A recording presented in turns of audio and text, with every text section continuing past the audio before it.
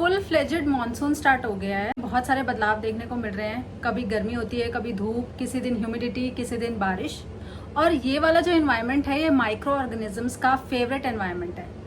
Monsoon में बारिश तो आती है, लेकिन साथ में लेकर आती है अपने साथ बहुत सारे infections, like skin infections, throat infections, lung infections, gut infections, जो आपके स्टमक को, स्मॉल इंटेस्टाइन और लार्ज इंटेस्टाइन को अफेक्ट करते हैं। स्किन इन्फेक्शंस में सबसे ज्यादा कॉमन होता है फंगल इन्फेक्शंस, और गट इन्फेक्शंस में सबसे ज्यादा कॉमन होता है टाइफॉइड इन्फेक्शन, जिसको हम टाइफॉइड फीवर के नाम से जानते हैं। टाइफॉइड एक बैक्टीरिया से होता है, सैल्मोनेला टाइफाई, जो इसी मौसम में ज्यादातर इन्फेक्ट करता है ह्यूमन बींग्स को। अब टाइफॉइड होते कैसा है? तो कोई कंटामिनेटेड फूड या वाटर जब आप इनटेक करते हैं तो उसकी वजह से टाइफॉइड होता है। और ये बैक्टीरिया जो है वो कंटामिनेटेड फूड में और जो कंटामिनेटेड वाटर होता है उसके साथ मिक्स होके आपके गट में जाता है, स्टमक में, और इंटेस्टाइन्स का इन्फेक्शन करता है यूजुअली, की वजह से आपको fever, diarrhoea, nausea, vomiting, headaches, back pains, body pains, इस तरह के सिम्टम्स देखने को मिलते हैं। अब टाइफॉइड से बचे कैसे? ये तो सबको पता है कि कंटामिनेटेड फूड और वाटर से टाइफॉइड होता है, लेकिन ये ट्रांसफर कैसे होता है? तो ये फीसिस, स्टूल यानी जो लैट्रिन होती है उसमें ये बैक्टीरिया पाया जाता है। और जब आप या आसपास के लोग जिनसे भी आप खाना खा रहे हैं या पानी पी रहे हैं, वो अगर अपने हैंड प्रॉपरली वॉश नहीं करते हैं, या फिर फीसिस जो स्टूल है उसका किसी भी तरह से कांटेक्ट हो जाता है हमारे खाने से या पानी से, तो टाइफॉइड हमारे अंदर इंजेस्ट कर जाता है। टाइफॉइड के दो टाइप के पेशेंट्स होते हैं। एक होते हैं सिम्टोमेटिक, जिनमें हमारे सारे सिम्टम्स पाए जाते हैं, और एक होते हैं एसिम्टोमेटिक। दोनों ही जो पेशेंट्स हैं हमारे, वो दोनों के दोनों ही कैरियर्स भी होते हैं, यानी कि अगर आपको सिम्टम्स हैं तो भी आप इन्फेक्शन आगे कैरी करवा सकते हैं, और अगर एसिम्टोमेटिक है तो भी इन्फेक्शन कैरी करवा सकते हैं। जो ज्यादा खतरनाक वाला है वो है नॉन जो सिम्टोमेटिक होते हैं, जिनको सिम्टम्स नहीं होते पर वो कैरियर होते हैं। मान लीजिए आप कहीं किसी रेस्टोरेंट में या किसी फूड स्ट्रीट फूड कहीं खाने गए हैं, किसी ठेली पे आपने कुछ खाया है या पिया है, और उसने चीज़ें सारी अच्छी यूज़ करी हैं, साफ पानी यूज़ करा है, साफ खाने का सामान यूज़ करा है, लेकिन वो कैरियर था, नॉन सिम्टोमेटिक था, और उसने अपने हैंड्स अच्छे से प्रॉपरली वॉश नहीं किए हैं, तो उन्हीं हैंड से वो आपको सर्व करेगा कुछ भी खाने का या पीने का, तो वहां से इन्फेक्शन आपके अंदर गट में चला जाएगा। तो अब इससे बचे कैसे? इसका जो सबसे अच्छी चीज है ना सैल्मोनेला टाइफाई की, वो है कि ये हीट सेंसिटिव होता है। मतलब कि अगर आप पानी को गर्म करके पिएंगे, पानी को उबाल देंगे, तो अगर उसके अंदर सैल्मोनेला टाइफाई होगा भी तो वो मर जाएगा।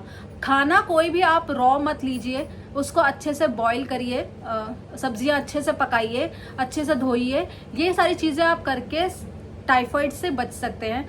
अवॉइड कीजिए बाहर का कुछ भी ओपन खाना खाना।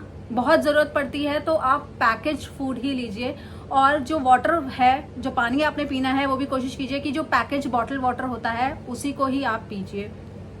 सिम्टम्स के बारे में मैंने आपको बता दिया।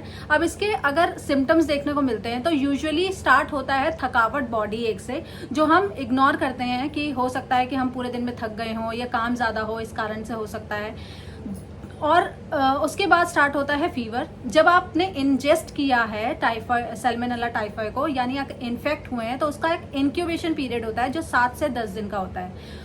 उन 7 से 10 दिन के बाद आपको सिम्टम्स दिखाई देंगे, और कॉमनली जो सिम्टम जिस पे हम ध्यान देना शुरू करते हैं वो होता है फीवर। इसका फीवर जो है स्टेप लैडर फैशन में होता है, यानी कि धीरे धीरे करके बढ़ता है और कांस्टेंट होता है, कॉन्टिन्यूस फीवर होता है इसका। मतलब पेशेंट्स ऐसा कहते हैं कि जब हम पैरास्टामोल खाते हैं तो फीवर उतर जाता है, लेकिन उसके बाद दोबारा से फीवर स्टार्ट हो जाता है। तो कॉन्टिन्यूस फैशन में इसका फीवर चलता है। साथ साथ में बॉडी एक्स, बहुत ज्यादा थकावट और वीकनेस बहुत ज्यादा लगती है।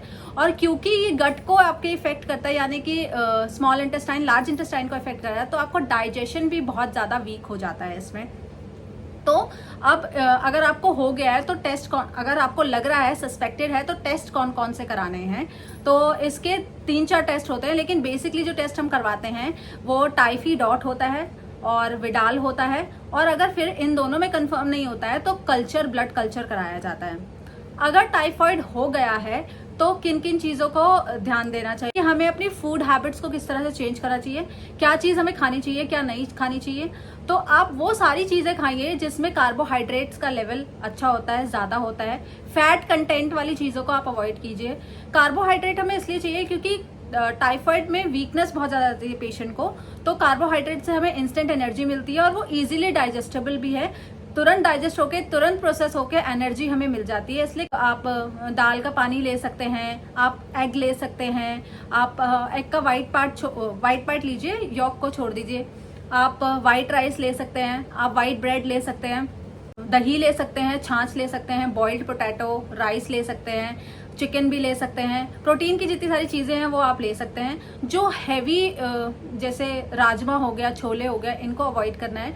बाकी मूंग, चना, ये सारी चीज़ें आप ले सकते हैं। ब्राउन राइस अवॉइड करना है, रॉ वेजिटेबल्स अवॉइड करने हैं। जैसे कि कुछ लोग सैलड्स वगैरह ज़्यादा खाते हैं, तो वो उसको अवॉइड करना है क्योंकि हो सकता है उसमें भी टाइफाइड का कहीं ना कहीं बैक्टीरिया हो और वो डाइजेस्ट होने में रॉ वेजिटेबल्स थोड़ा टाइम लगता है, डाइजेस्टिव सिस्टम को इफेक्ट करता है, इस कारण से रॉ वेजिटेबल्स। नट्स वगैरह भी अवॉइड करने हैं क्योंकि वो भी डाइजेशन उनका थोड़ा मुश्किल होता है, फैट कंटेंट थोड़ा ज़्यादा होता है। हल्का सा घी और हल्का सा मक्खन आप ले सकते हैं, बहुत थोड़ा सा, जो आपको आपकी गेट हेल्थ को थोड़ा सा इम्प्रूव करेगा क्योंकि घी जो है उससे कॉन्स्टिपेशन के चांसेस नहीं होते हैं, तो वो आपकी डाइजेशन में हेल्प करता है। सबसे अच्छा जो फूड है वो है वाइट राइस, बॉइल्ड पोटैटो और साथ साथ में white part of the egg और छाछ या दही। ये बेस्ट है जो इजीली डाइजेस्टेबल है क्योंकि आपका गट जो है ऑलरेडी इन्फेक्टेड और वीक है, तो ऐसी चीज़ें ही खानी है जो इजीली डाइजेस्ट हो जाए। सूप्स आप ले सकते हैं, पानी हमेशा उबाल के पीना है और ये सारी चीज़ें कम से कम नहीं तो आपको 1.5 महीना तक करना है। अगर आपका फीवर चला भी गया और आपको वीकनेस नहीं भी है तो भी टाइफाइड का बैक्टीरिया अभी भी आपके अंदर है और कभी भी वो वापस से एक्टिवेट हो सकता है। तो 1.5-2 महीने तक इसी तरह की फूड हैबिट्स आपको अपनानी है।